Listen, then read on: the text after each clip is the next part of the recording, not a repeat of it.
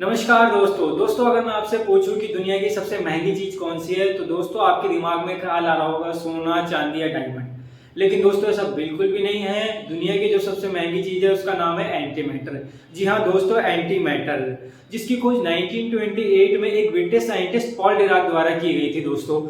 दोस्तों वैज्ञानिकों के अनुसार 1 ग्राम एंटी मैटर की कीमत लगभग 62.5 ट्रिलियन डॉलर बताई गई है। अगर हम इन्हें भारतीय रुपयों में गिने तो तकरीबन 5000 अरब रुपए से भी ज्यादा।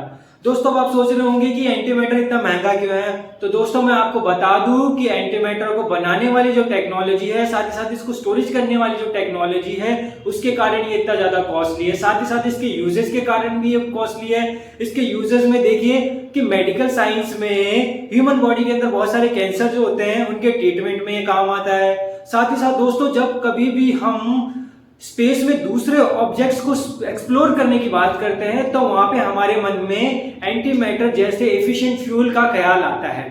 क्योंकि दोस्तों अब 1 ग्राम एंटी मैटर को अगर हम as a rocket fuel use करते हैं तो ये रॉकेट की स्पीड को लाइट की 50% स्पीड के बराबर इंक्रीज कर देता है, जिससे कि हम स्पेस में बाकी सारे ऑब्जेक्ट्स को आसानी से एक्सप्लोर कर सकते हैं। साथ ही साथ दोस्तों एंटी मैटर जो होता है वो बहुत ही ज्यादा विस्फोटक होता है क्योंकि ये 100% एनर्जी प्रोड्यूस करता है। अब दोस्तों मैं आपको इसके पीछे की साइंस समझाता हूं। देखिए दोस्तों, हमारे अर्थ के एनवायरनमेंट में मैटर और नॉन मैटर दोनों बराबर इक्विटी में थे, लेकिन साइंटिस्ट को सिर्फ मैटर मिला, एंटी मैटर नहीं मिला। मैटर जो होता है उसके स्ट्रक्चर में देखिए कि मैटर में प्रोटॉन होते हैं और न्यूट्रॉन होते हैं और उसके चारों ओर इलेक्ट्रॉन चक्कर लगाते रहते हैं जिसमें कि पॉजिटिव चार्ज होता है।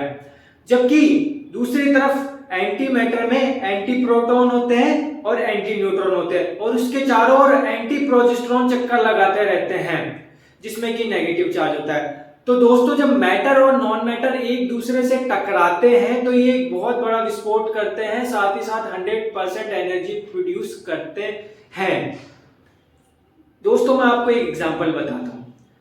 जब 1945 में यूएसए ने जापान के 2 शहर हिरोशिमा और नागासाकी पर न्यूक्लियर वेपन से जो अटैक किया था, तो उन दोनों शहरों पर किए गए न्यूक्लियर वेपन के अटैक की इंटेंसिटी लगभग 36 किलोटन टीएनटी एक्सप्लोजन के बराबर थी। अब आप ये सोच रहे होंगे कि मैं आपको क्यों बता रहा हूं। मैं आपको ये इसलिए बता रहा हूं दोस्तों कि अगर हम 1 ग्राम एंटी मैटर को सरफेस पे गिरा देते हैं तो इन दोनों शहरों में हुए विस्फोट से ज्यादा विस्फोट करेगा एंटी मैटर, क्योंकि ये 100% एनर्जी प्रोड्यूस करता है।